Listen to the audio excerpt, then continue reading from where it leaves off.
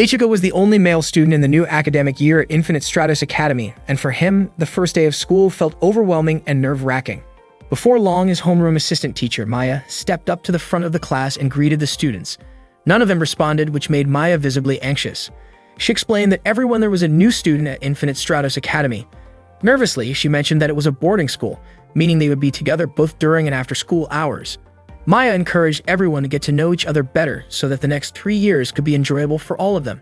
She then began taking attendance one by one. Ichika looked extremely tense and tried to call out to Hoki, but she turned her head away. Ichika was confused by her reaction. After all, they were childhood friends who had just reunited after 6 years. He started to wonder if maybe Hoki held some resentment toward him. Maya suddenly called Ichika's name loudly, startling him and making the class burst into laughter. She asked him to introduce himself. Ichika stood up, said his name, and greeted everyone, but most of the students stared at him coldly. He figured that if he kept quiet, they might assume he was gloomy or antisocial. He let out a sigh, and everyone thought he was about to say something more, but he ended it there. Suddenly, a teacher entered the classroom and smacked Ichika on the head. He was completely caught off guard when he realized that it was Chifuyu, his older sister. Ichika reflexively called her older sister, but she immediately hit him again and told him to address her as Ms. Instructor while at school. It turned out Chifuyu had been in a staff meeting, so she had asked Maya to handle the welcome for the new students. Ichika was surprised to see his sister at Infinite Stratos Academy. Her job had always been a mystery, and she would only come home once or twice a year. Chifuyu introduced herself as their homeroom teacher and firmly stated that her goal was to make sure every one of them became competent within the year. Her commanding tone and charismatic presence made the students cheer with excitement. Many of them admired her deeply, and some had even enrolled in the academy just to meet her, including one student who came all the way from northern Kyushu. Chifuyu found it ridiculous that so many airheaded students had ended up in her class. Ichika was shocked to learn that Chifuyu would be his homeroom teacher. She questioned why he had failed to properly introduce himself earlier. When he called her older sister again, she pressed his head down once more. The students started to wonder if Ichika's ability to use the Infinite Stratos was because he was Chifuyu's younger brother. Chifuyu told them to settle down. She announced that she would have them master the basics of Infinite Stratos within 6 months. Only after that would they begin practical training. She gave them just half a month to learn the basic movements. The entire class responded in unison, agreeing to the challenge. It turned out that Chifuyu had once been one of Japan's first-generation Infinite Stratos pilots, but one day she suddenly resigned and disappeared from the public eye. Even Ichika never knew that she had become a teacher, and he regretted worrying about her for so long. Maya then explained that Infinite Stratos was a type of multiform suit developed in Japan. It was originally created 10 years ago with the purpose of space exploration, but development was halted under the Alaska Treaty. The treaty prohibited Infinite Stratos from being used as a military weapon, so it was rebranded as a form of competitive sport. Infinite Stratos Academy was the only training school in the world dedicated to its pilots. Students from all over the globe gathered there to learn how to pilot the suits. Technically, only females could operate the Infinite Stratos, and Ichika was the sole exception, the only male in the world capable of using it. During the break, the students kept watching Ichika, curious about the only boy in the world who could operate an Infinite Stratos. Ichika felt uncomfortable and wished someone would come save him. Suddenly, Haoki approached and asked him to step outside the classroom. Ichika asked if there was something she wanted to tell him, especially since they had not seen each other in 6 years. Haoki looked really nervous. Ichika then congratulated her for winning the national kendo tournament. Haoki was surprised and asked how he knew about that. Ichika said he had read it in the newspaper. He smiled and said even though it had been 6 years since they last saw each other, he could still recognize her instantly, especially since her hairstyle had not changed at all. Haoki looked embarrassed but thanked him for still remembering her. Ichika said there was no way he could ever forget her. Just then, the bell rang. A few students had been watching them from a distance, wondering if Haoki might be a friend of Ichika's. Ichika invited Haoki to head back to class. Later that day, Maya had just finished explaining the lesson and asked the students if anyone had questions about the material. Ichika was completely confused and wondered if he really had to memorize everything in the book. Maya walked up to him and asked if there was anything he wanted to ask. Ichika admitted that he did not understand anything at all. Maya was shocked and asked the rest of the class if anyone else was having trouble with the lesson, but no one did. Only Ichika was struggling. Then Chifuyu came over and asked Ichika if he had not read the textbook before school started. Ichika said he had accidentally thrown it away. Chifuyu slapped him and told him she would give him another copy, but he had to memorize the entire book within a week. Ichika obviously protested, but Chifuyu firmly insisted. During the next break, a girl named Cecilia approached Ichika. Charlotte was surprised by how Ichika responded. It came off as a bit rude. Ichika admitted that he did not recognize Cecilia. She was confused as to how he did not know who she was, considering she was the representative of the United Kingdom and had scored the highest on the entrance exam. Ichika then asked what country representative even meant. Cecilia was stunned and wondered if Japanese boys simply lacked basic general knowledge. Ichika asked again what a country representative was, and Cecilia explained that it referred to elite candidates chosen to represent their nation as Infinite Stratos pilots. Cecilia proudly described herself as an elite noble and said people should feel honored to be in the same class as her. Ichika replied that this meant he was lucky, which made Cecilia feel like he was mocking her. She could not understand how someone like Ichika had managed to enroll in the Infinite Stratos Academy while knowing so little.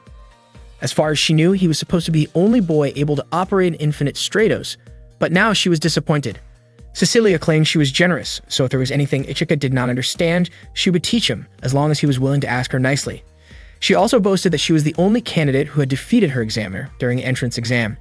Ichika said that he too had defeated his examiner. Cecilia was stunned, unable to believe it.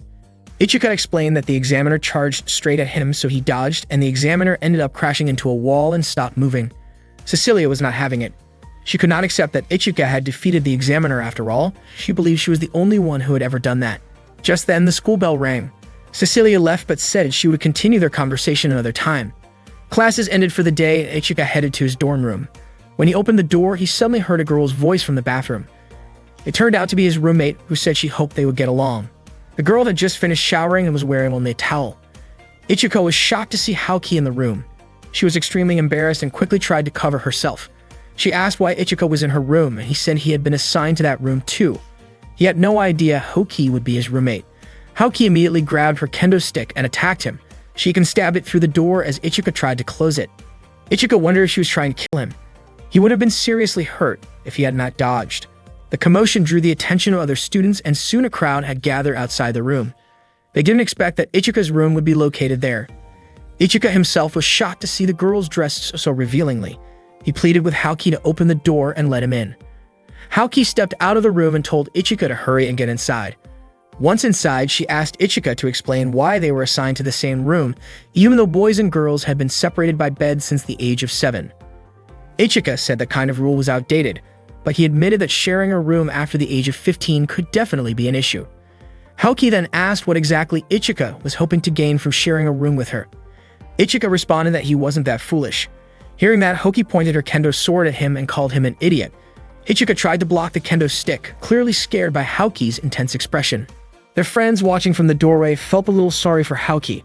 Eventually, she ended her attack and quickly closed the door. She told Ichika that they probably needed to set some boundaries since they would be sharing a room. Haoki set up a bath schedule. She would bathe from 7 to 8, and Ichika could use the bathroom from 8 to 9. Ichika said he preferred to shower earlier.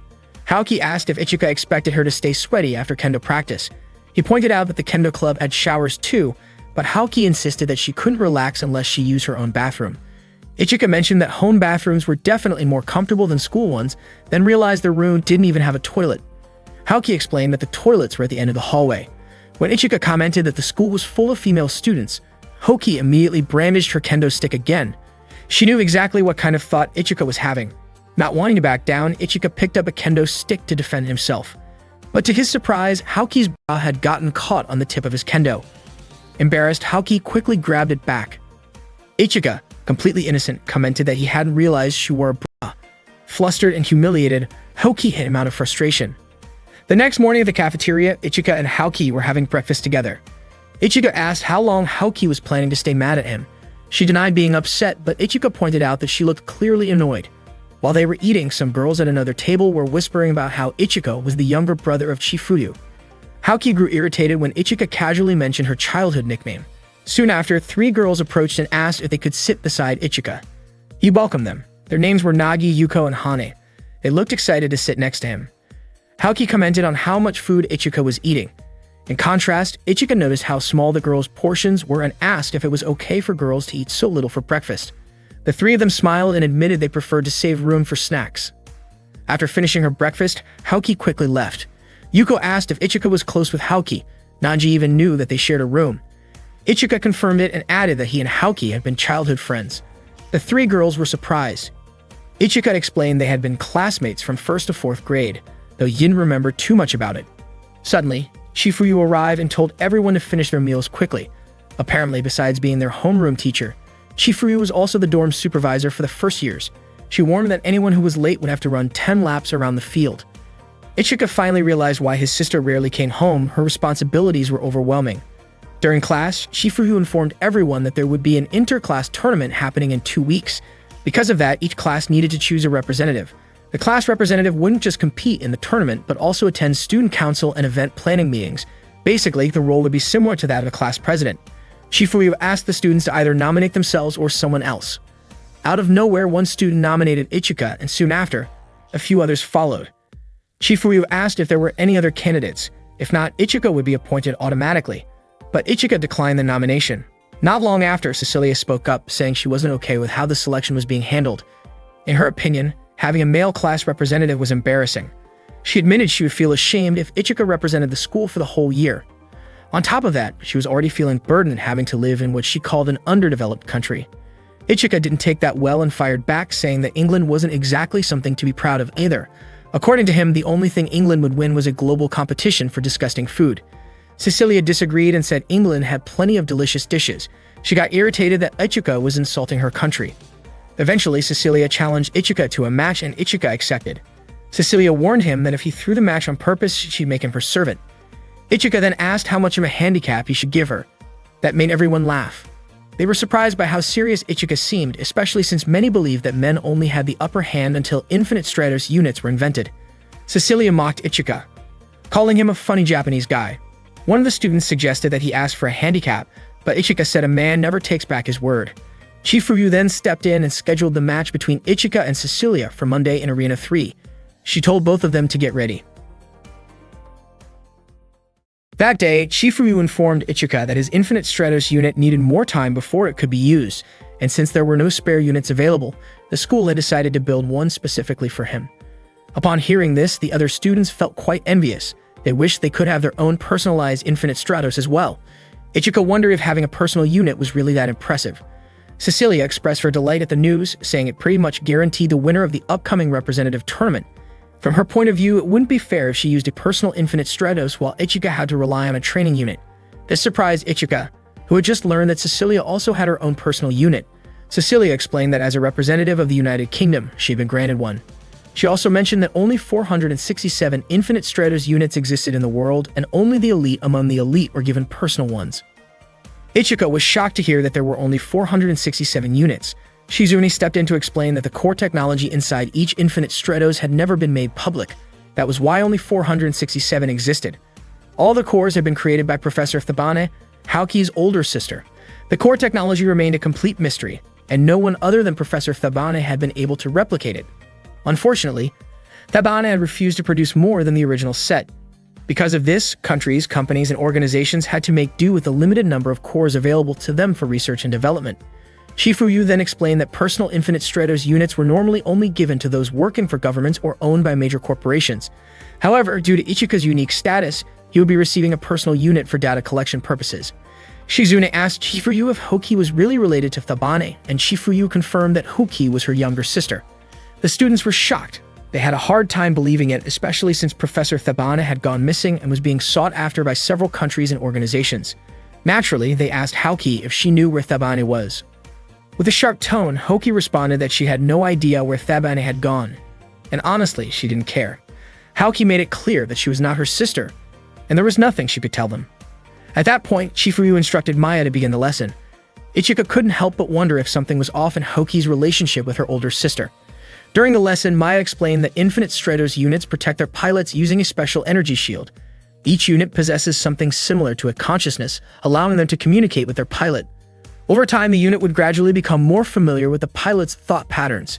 While Maya was giving this explanation, Ichika couldn't understand a word and kept glancing at Haoki from time to time. Maya told the class to think of their infinite stratos unit as a partner. Yuko then asked if by partner, she meant something like a romantic relationship. Maya wasn't sure. She admitted she didn't have the experience to answer and that she was curious about it herself. At that moment, Ichika finally realized what it was like to attend an all-girls school. During lunch break, Ichika invited Haoki to eat together, but she ignored him. So he invited a few other classmates instead. Yuko, Hane, and Nagi happily accepted. Ichika said it would be more fun to get along with classmates, but Haoki still refused to join. Ichika tried to tug her along, but she resisted. Jokingly, Ichika teased that if she wouldn't walk, he might have to carry her. Haoki looked visibly upset and suddenly threw Ichika to the ground, which surprised the surrounding students. Ichika commented that Haoki had gotten even stronger, but Haoki shot back saying that Ichika was just getting weaker. According to her, what she had just done was simply a new trick she had picked up from her kendo training. Naji, Hane, and Yuko quickly left the area, clearly intimidated by what they had just seen. Ichika then grabbed Haoki's arm and insisted they eat lunch together, and after some hesitation, Haoki agreed. When they got to the cafeteria, Ichika gently told her not to be so self-centered all the time, which confused Haoki. He explained that what was actually on his mind was her. Ichika reminded her that he had been taken care of by Haoki's family, and since they were childhood friends who trained in the same martial art, it was only natural that he cared about her. After that, they started looking for an empty table to sit and eat together. While they were eating, Ichika asked Haoki to teach him more about infinite stratos. He admitted that if things kept going the way they were, he would probably lose to Cecilia without even putting up a fight. Haoki, however, blamed Ichika for getting himself into that kind of trouble. Ichika even went as far as pleading with her to help. Just then, a senior student from Class 3 approached and offered to teach Ichika about infinite stratos. She mentioned she knew he was still a beginner, and that he was scheduled to fight Cecilia soon. Haoki quickly stepped in and declared that she would be the one to train Ichika. The senior scoffed, saying that Haoki was just her first year, while she was already in her third year. But Haoki calmly replied that she was Thabana's younger sister, so that it shouldn't be a problem. Hearing that, the senior backed off and left. Ichika felt relieved and thankful that Haoki agreed to help him. Later that day, Ichika and Haoki were practicing kendo together, but Ichika was struggling to keep up. Haoki was confused about why Ichika was performing so poorly and asked what club he had joined during middle school. Ichika confessed that he went straight home every day and had missed a single day of school for 3 years. Haoki decided she would retrain him from the beginning, saying that this issue was more urgent than Infinite Stratos itself. She told Ichika she would train him for 3 hours after school every day. Although Ichika said he still needed to learn about Infinite Stratos, Haoki insisted that his current condition was way more serious. A few nearby students even began to doubt whether someone as unskilled as Ichika could actually control an Infinite Stratos unit. After training, Haoki started questioning whether she had been too harsh on Ichika. Still, she convinced herself that she had done the right thing, especially since he hadn't picked up a kendo sword in over a year. In her eyes, Ichika had changed a lot during the 6 years they had been apart. Determined to help him, Haoki made up her mind to continue training Ichika every day after school. That way, she could also spend more time with him. But then she grew embarrassed by her own thoughts and brushed them aside, trying to convince herself that she was doing all of this simply out of frustration with someone who wasn't taking martial arts seriously. A week later, the Infinite Stratos match between Ichika and Cecilia was about to begin. Ichika turned to Haoki and asked why she hadn't taught him anything about Infinite Stratos during their week of training. They had only practiced kendo the entire time. Haoki looked away and said that the unit Ichika was supposed to use hadn't been available yet. Ichika pointed out that she still could have explained the theory or gone over some basics, but Haoki just kept avoiding eye contact. At that moment, they were watching Cecilia's personal Infinite Stratos unit on the monitor. Soon after, Maya came in and announced that Ichika's own unit was ready. Shifuyu instructed him to get in immediately, noting that they didn't have much time. She urged him to start learning how to move during combat right away. Then Ichika's personal Infinite Stratos unit was revealed. It was called Byakushiki. Shifuyu told him to suit up immediately and begin adjusting to how it moved in battle. Ichika reached out and touched Byakushiki, and right away something felt different compared to the first time he had ever come into contact with an Infinite Stratos. As his hand rested on it, he began to understand what it was and why it existed. He also started to connect with it on a deeper level. Shifuyu asked him to relax his back as if he were sitting down, since the system would automatically adjust itself to him. Byakushiki then began to boot up and access its system. Maya provided some background information explaining that Cecilia's Infinite Stratos was called Blue Tears. Blue Tears was designed for long-range combat, while Byakushiki was equipped with a feature called Absolute Defense. This meant it was built to protect its pilot at all costs against any kind of attack. However, activating this feature would consume a large amount of shield energy. Ichika was ready for his match against Cecilia. He headed straight to the battle arena. Cecilia was already waiting, and with her usual arrogance declared that she would give him a chance to surrender and apologize. Of course, Ichika refused. Cecilia immediately fired at him, landing a direct hit on Byakushiki's shoulder. The audience was stunned. Ichika realized that it felt like he couldn't keep up with Byakushiki's speed. Cecilia kept firing and Ichika did his best to dodge her attacks. Each shot from her kept reducing Byakushiki's shield energy.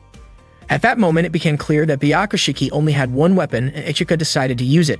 Cecilia mocked him, calling him foolish for choosing to fight her using a close-range weapon. The students watching the match kept cheering with excitement, while Haoki looked deeply worried about Ichika. Cecilia admitted that Ichika was the first person who had managed to last that long in a debut match against her blue tears. She continued to attack, but Ichika kept dodging and closing the distance between them, which made Cecilia nervous. Ichika figured out that Cecilia's weapons were controlled by her commands, and while she was actively using those weapons, she couldn't switch to another type of attack at the same time. Maya commented that Ichika was truly impressive, even saying it was hard to believe this was only his second time activating an Infinite Stratos. However, Shifuyu felt Ichika might be getting too confident. She noticed that he kept moving his left hand, a habit he usually displayed when he had made a small mistake. At that point, Haoki was visibly worried about him. There were only 2 shots left coming at Ichika.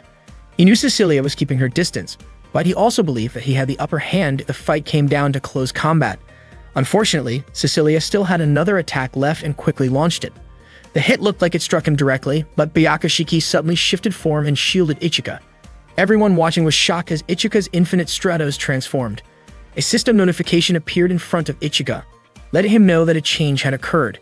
Cecilia was surprised to learn that Ichika had been fighting in default configuration mode the entire time. Ichika didn't fully understand what was going on, but in that moment, he felt like Byakushiki had finally become truly his. Byakushiki then revealed a new weapon, Yukira Type 2, the same type used by Chifuyu. Ichika acknowledged himself that he had the most amazing older sister in the world, but he also knew it was time to stop relying on her to protect him all the time.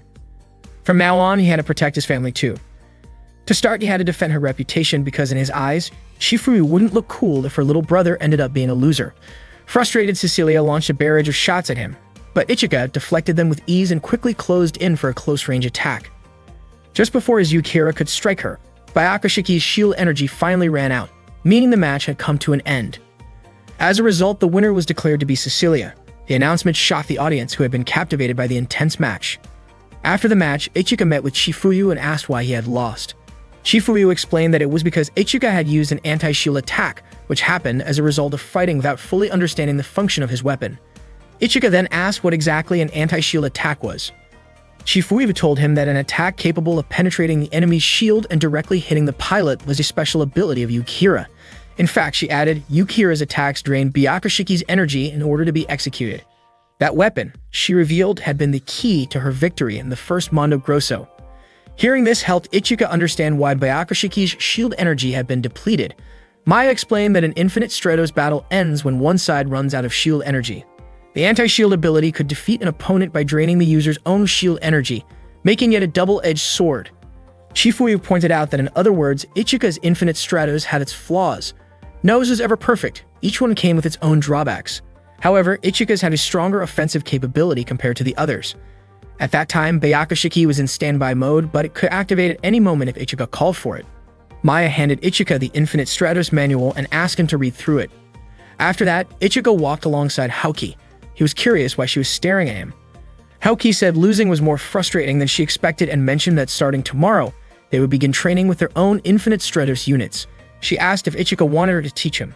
Ichika admitted he felt more at ease around Haoki than with any of the other girls, not only because she was the band's younger sister, but also because he believed she knew a lot about Infinite Stratos. Hearing this made Haoki a bit flustered, but she agreed to help and told him to make some time during the day starting tomorrow so she could teach him. Meanwhile, Cecilia was taking a bath, still thinking about the match earlier. The emotions she felt weren't exactly pleasant. Even though she had technically won the match, she had to admit that Ichika's abilities were impressive.